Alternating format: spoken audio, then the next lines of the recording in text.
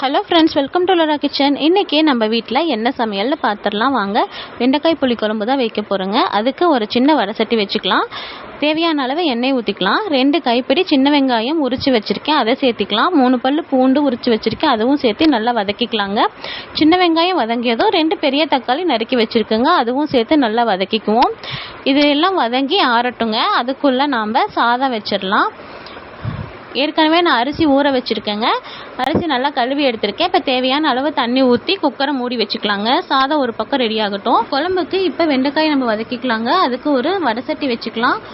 ஒரு குழிக்கரண்டி எண்ணெய் ஊற்றி கடுகு போட்டுக்கலாம். கடுகு பொரிஞ்சதும் வெந்தயம், அதுக்கப்புறம் நறுக்கி வச்ச வெண்டைக்காய், இது எல்லாமே சேர்த்து நம்ம நல்லா வதக்கிக்கலாங்க. வெண்டைக்காய் நல்லா எண்ணெயில் வதங்கட்டுங்க. நாம் அதுக்குள்ளே அரைச்சிட்டு வந்துடலாம். பாருங்க, அரைச்ச விழுது ரெடி ஆயிடுச்சு. வெண்டைக்காயும் வதங்கி வந்துடுச்சு. அரைச்ச விழுதை வெண்டைக்காயில சேர்த்திக்கலாங்க. நல்லா கிளறி விட்டுக்கலாம்.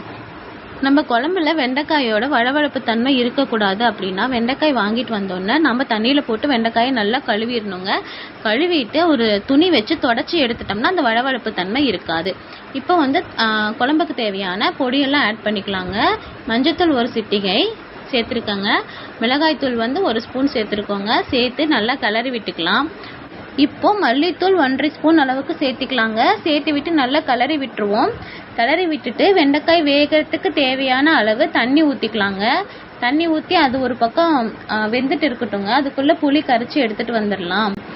வெண்டைக்காய் உடம்புக்கு நல்லதுன்னு தெரியுங்க. வெண்டைக்காய் சாப்பிட்டா மூளை வளரும் அப்படின்னு சொல்லுவாங்க.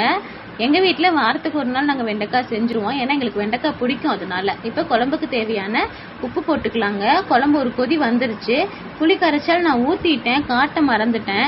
இப்போ புளி கரைச்சல் ஊற்றி குழம்பு நல்லாவே கொதிக்குதுங்க. சூப்பராக கொதிக்குது பாருங்கள். வெண்டைக்காயும் வெந்துருச்சு. நமக்கு வெண்டைக்காய் புளி குழம்பு ரெடி ஆயிடுச்சுங்க.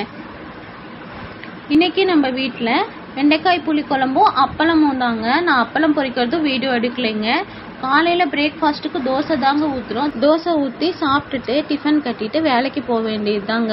இன்னைக்கு மெனு இவ்வளோ தாங்க. சிம்பிளாக முடிச்சாச்சு. இந்த வீடியோ உங்களுக்கு பிடிச்சிருந்தா நம்ம சேனலை சப்ஸ்கிரைப் பண்ணிக்கோங்க, லைக் பண்ணுங்கள், தொடர்ந்து வாட்ச் பண்ணுங்கள். தேங்க்யூ.